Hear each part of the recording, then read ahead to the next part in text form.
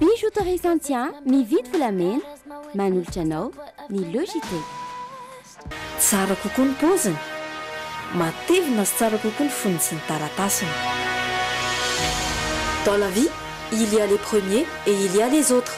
Evena spaghetti vita amin'ny totom-barim-bazaha natoraly nofantenana toy ireo hanipitolohan'ny mpanjaka. Mankafy ny spaghetti Evena eto am-pizzeria na Logité. Telma safidiko numéro 1 malagasy manolotra ho anao.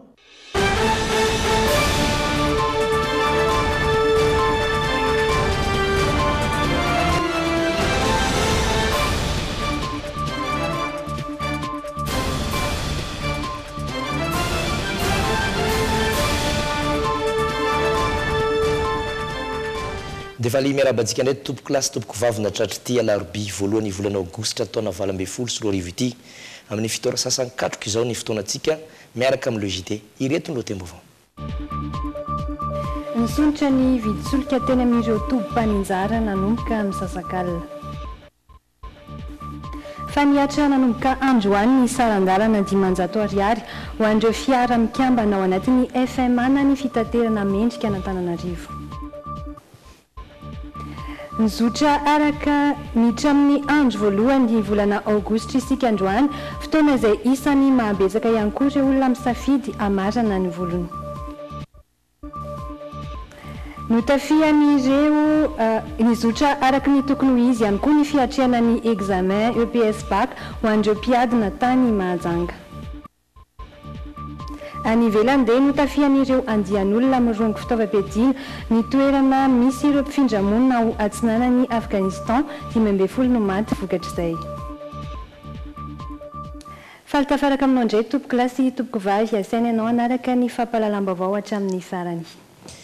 Indro arahantsika avy hatrany ary ireo avansongadina ho an'ity Logité androany ity. Paperline, le choix de votre succès. Vibrez au rythme des couleurs Orlac. Trouvez Orlac partout à Madagascar. Ny lokon'ny vaovao miaraka amin'ny Orlac.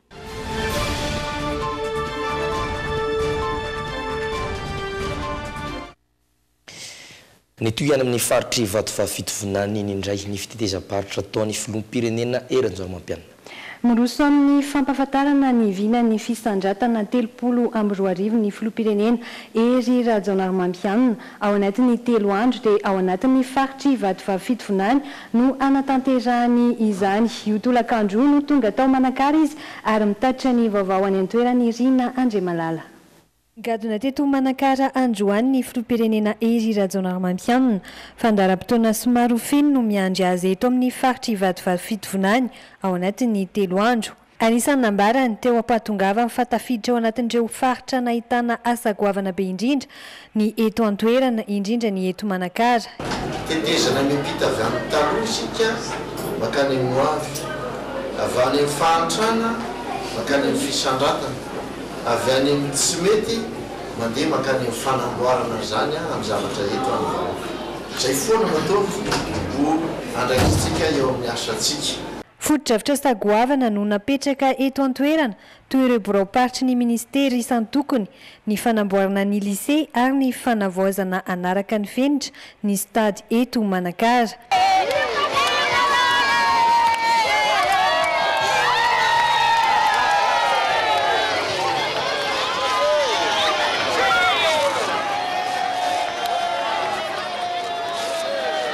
Tao anatin'ny hafaliana tanteraka no nandraisan'ny mponiny Manakara ny filoha ery Rajaonaromampianina manoloana ny asa vitany rehetra ary nisy ireo nangataka ny rotsahany hofidiana.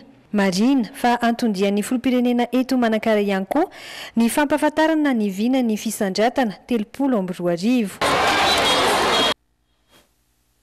Ny marana atao dia nitarika ny filan-kevitry ministra teny lampanjakana Iavoloha ny filoham-pirenena tao anatin'izany no nitateran'ny diany na avy namonjy ny fihaonam-be 10 ho an'ny BRICS tany Afrika Atsimo na ireo anivon'ny Rosia, Chine, Afrika Atsimo, Brésil ary ihany koa ny praministra ny Inde.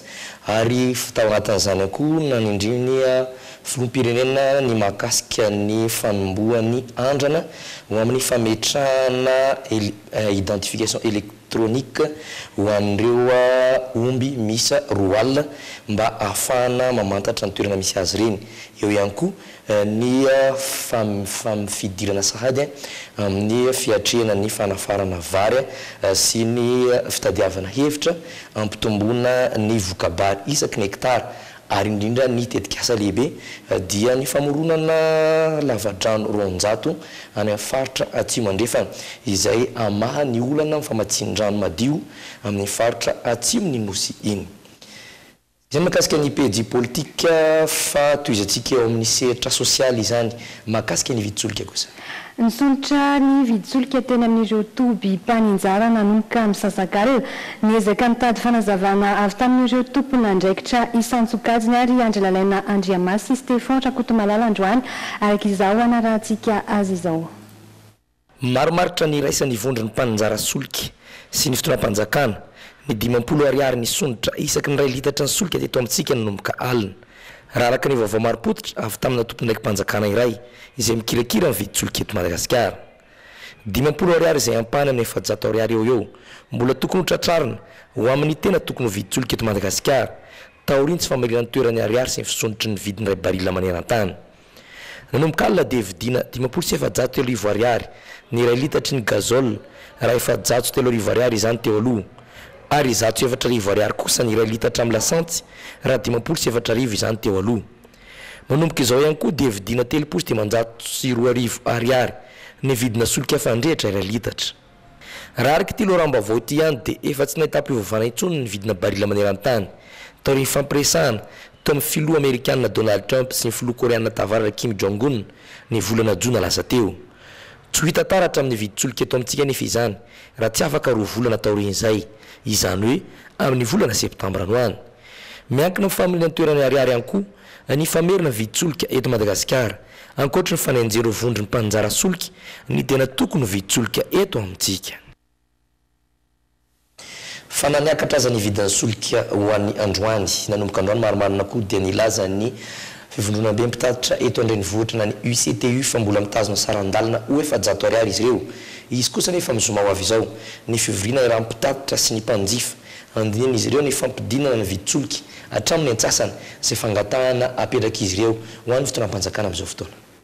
Fa manohitra ny fampiakarana ny sarandalana ho 500 ariary ny mpiaro ny zon'ny mpanjifa nisy araka izany hetsika no tanterahan'izy ireo androany na ny onona izany teny Ankatso niatra nanomboka androany raha teo ny sarandalana 500 ariary ho an'ireo fiara mikambana ao anatin'ny FMA na ny fitaterana mendrika Antananarivo na nahoana ny niatrehan'ireo bus sy ny mpandeha izay fiovana izay. Dawarana tao anatin'ity fanadihadiana manaraka izay nataony miaro sorojo ravaka sy anjara kotonorainy ity.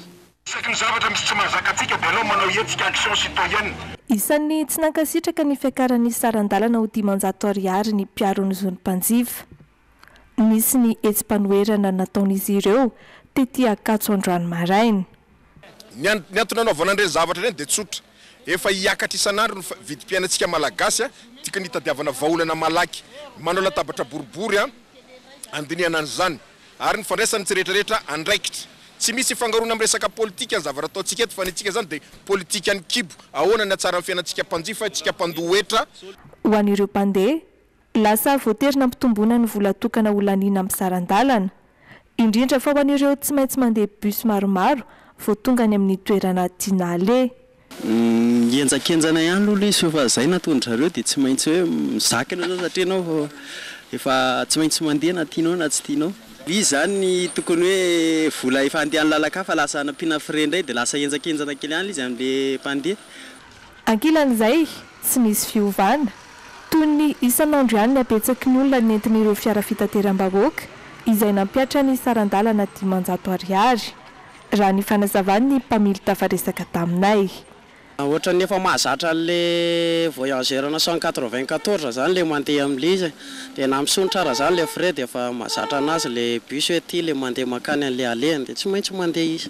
Rabatsahoanina resy fikarongony raha hoentina aloha dia votsatsa maramila vorigla votsany menabila. Nateo aza ny fiovana teo amin'ny seapitaterana teto andrenivohitra noho ny fampiaran'ny bus sasany ny sarandalana 500 ariary azo lazaina ololamina sy toy ny andavanandro ihany ny fiainan'ny bonina raha ny hita androany.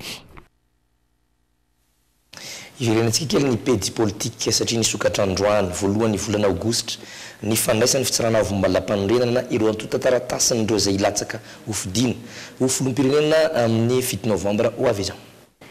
Tonga nanatra izany solotenan'ny filohan'ny tetezamita teo aloha Iandry Rajoelina avy amin'ny antoko TGV io atoandro. Andan'izay dia nanamafy ny fitsarana avy momba ny lalam-pandrenana fa ireo antoko politika mijoro ara-dalàna ary eken'ny ministera ny atany reriany no afaka natanteraka ny fanaterana izay antota-taratasy izay. Tsy ho azo ekena avy hatrany ankoa ny antota-taratasy raha misy tsy feno. Amin'ny 20 ny volana aogositra hatramin'ny 5 moa no mifarana ny fandraisan'ny HCC izany. Aurindreto dokam-barotra eto indray tsika no miaraka eto anohy ny fanarahana ny logide. Ho an'ny mahajanga avy hatrany tsy anaraka ny vaovao eo sehatra ny fampianarana.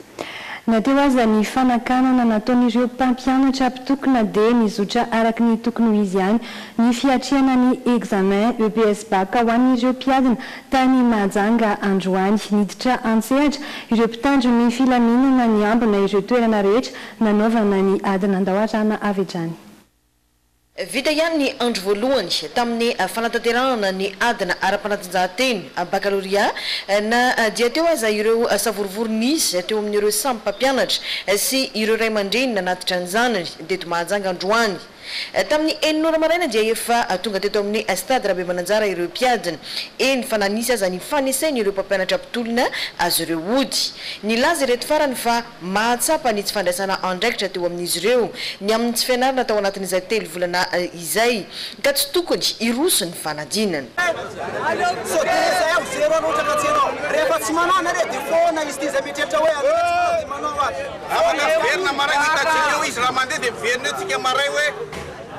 Asnareo zay fa mandeha namody zay mahatsapa tena fa tsy nianatra nandritra ny 3 volana andana namody olo privé mba miaraka amin'ny namanareo zay tsy nianatra nandritra ny 3 volana. Nanolona ny zavanisy niditra an-tsehatra ireo mpitandro ny filaminana tonga marobe teto amin'ny stady tamin'ny fitora teo. Niaro ireo mpianatra anatanteraka ny anjarany amin'izao fanadinana ara-panatanjahantena izao.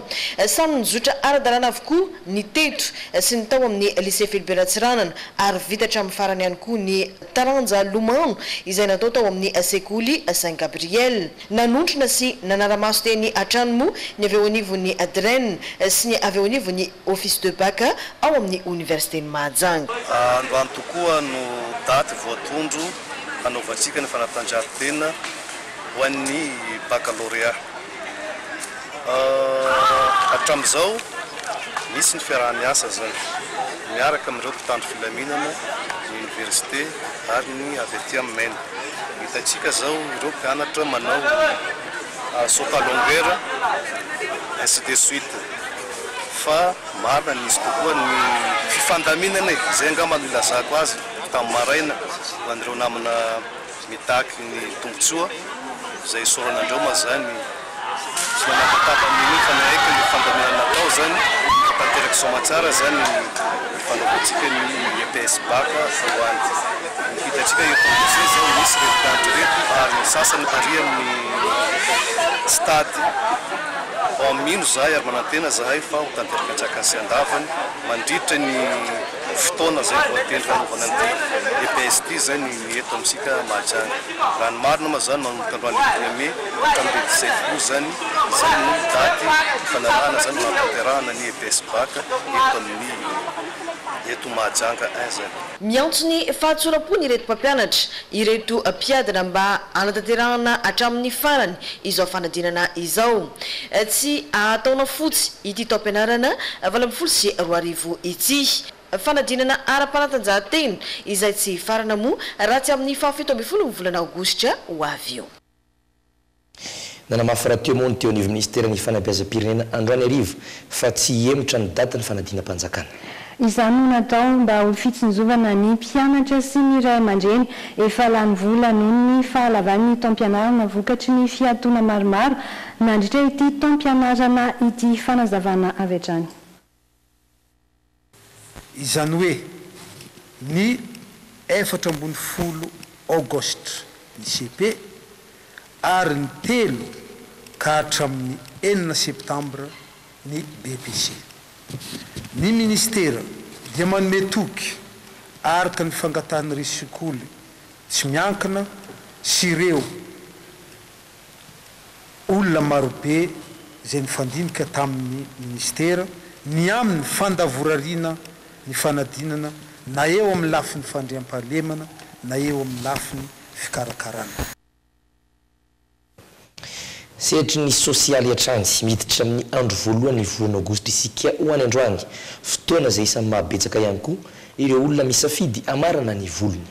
Miabetsaka ireo olona tonga anapaka volo mandritra ny volana aogositra ho ireo mpitantana toerana fanaovam-bolo ho an'ny mpandala ny fomba malagasy kosa tsy ny voalohan'ny volana aogositra no fotoana anapahana volo fa tokony isaky ny tsinam-bolany lohataona mba hahafahan'ny volo miara-mitsiry amin'ny zavaboary sy-ndahoarana atao anatin'ity fanadihadiana nataony Rindra Tahiry sy Dolphe Farakotoniana ity no mikasika izay.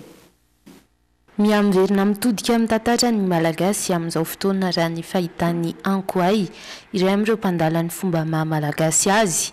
Isa mitaratra izany famaroan'ireo malagasy mbola mahatsapa fa fanapahana volo ny volana aogositra na dia mbola maro ihany koa azy ireo mihevitra fa ny voalohan'ny volana aogositra ihany no tokony anatanterahana izany. Ao anatin'ny ravavolana isika amin'izao fotoana. Tena marina manko dia zavatra tiana hitombony antsika malagasy no tapahana ao anatin'ny tsinam-bolana. Dia rehefa zavatra tiana ho rava na hiena dia ao anatin'ny ravavolana no atao. Ka raha ao anatin'izao ravavolana zao zany tsika no manao zavatra dia zavatra ho ravana izy izay. Ohatra hoe sanatrian'izany olona handrava trano anankiray na handrava toerana, handrava fihavanana dia ao anatin'ny ravavolana. Fa raha ohatra indray zany ka hoe zavatra tiana hitombo, tiana hiakatra dia any amin'ny tsinam-bolana. Fahazarana izay no antony anapahana volo ho an'ireo olona sendra hitanaina anapa-bolo androany. Efa fahazarana fotsiny ilay izy rehefa isaky ny première août dia manapaka volo. Inona ny antony izay? Tsisy antony fa mba efa fahazarana fotsiny. Dia kopo mihitsy natao sa faranana fotsiny ka. Ho an'ireo mpanao volo kosa dia fotoana tsara indrindra anapahana volo ny volana aogositra iray manontolo. Miabetsaka mihoatra ny fotoana hafa ireo mpanjifa mandritra izay volana izay. Raha ny fanazavan'izy ireo mahavakivaky ny lohambolony ny andro ririna ka tena ilaina ny fanesoran'ireo volo vakivaky sy tapatapaka ahafahan'ny volo mijiry tsara ihany koa. Farizina dia maina daholo na ny tarehan'io na koa maina ny volo dia tena mandrina nefa koa amin'iny koa fotoana ihany koa zany analana ilay vakivaky sy ny ratsy rehetrarehetra amin'ny tizim-bolo zany dia amin'ny fotoana iny no afaka analana an'ilay izy. Dia aminay izao kaleoty zany dia tena misy tokoa tonga manao mikopy dia amin'io daholo ny olona no tonga amin'izay lavabe ny volo. Betsabetsaka ny olona tonga manapa-bolo rehefa première août satria iny première août iny zany mba fitsirian'ny zavatra rehetrarehetra sady manararoatra kely ny olona manao kopy ohatran'izany. Mety foana rehefa volana août, mety foana. Amin'ny mazavaboary ny olombelona dia makatahaka ny bozaka ny volo raha amin'ireo singa amin'ny vatany. Io no antony tonga ny volo voakasika izay famaranana izay rehefa tsinana ny volany lohataona raha ny fombafomba no hiaingana. Volo ihany koa dia isan'ny endriky ny bozaka maniry dia ilay zavatra manitikitika kely any anaty iny no mampihetsika ny olona misy aretina amin'izay fotoana izay. Fa ny antsika zany dia hoe tapahana ny volo, tapahana ny zava-maniry rantsanana moa zany raha izay no malaza azy dia lasa mandropony izy rehefa avy eo dia tsara faniry satria miara-miainga amin'ny zavaboary. Any amin'ny faraika ambin'ny folo ny volana aogositra any vao tsinana indray ny volana raha ny fanazavany ankoay hatrany. Io araka izany no fotoana mety indrindra maranana ny volo raha tiana hijiry tsara indray. Na izany izany tsy vitsy ihany koa no misafidy ny anapaka volo amin'ny fotoana rehetra rehefa mahita ny endri-bolo mety aminy. Atsanjoka etrao mahakasika ny farana treo ihany koa ny fotoam-piasan'ny sekretary général ny komesa Sindiso Ngoenia teto amintsika. Mialohan'ny nanaovany veloma ny filohan'ny repoblika Erazor mampianina androany teny Avlo dia nomena ny laharam-boninahitra au commandeur de l'ordre national malagasy tena ministera ny raharaham-bahiny ihany koa ny tena ny omaly. Isan'ny miarabany ny Madagasikara ny fahavitan'ny filoham-pirenena Soamantsara ny fitariana ny fivoriana an-tampony Komeza faranteo tany Lozaka izay nahita fahombiazana. Ny sekretera jeneraly ny Komeza izay isan'ny nankahery ny Madagasikara iroso bebe koa ny fampiasam-bola mivantana amin'ny ivelany izay nahafahantsika nahita fiatsarana teo amin'ny taham-piakarana ara-toekarena. Telo faingo iray isan-jato tamin'ny taona 2012 izay nitombo 4 faingo telo isan-jato tamin'ny taona 2017. Anilo ny toerany sekretera jeneraly ny Komeza teo aloha i Tsileshe Kapoepoe izay voatendry nandritra ny fivoriana an-tampony faharoapolo natao farany teo tany Zambia. Avy ety anositsika dia ho an'ny tasy indray. Mbola olana sedrain'ireo tantsaha any amin'ny faritry tasy ny resaka tsy fandriam-pahalemana manana tombony eo amin'ny sepiarina nefa ny faritry tasy raha tsy laza afa-tsy ny trondro izay isan'ny mampalaza azy. Najora araka izany zanaky tasy ka tanjon'izy ireo ny tondra fampandrosoana any an-toerana. Ankoatran'ny voka-pambolena toy ny voatabia sy ny papay, isan'ny mampalaza sy ahafantarana ny faritry tasy ihany koa ny trondro. Na eo azanefa izay tombony eo amin'ny sepiarina ananan'ny faritry tasy izay.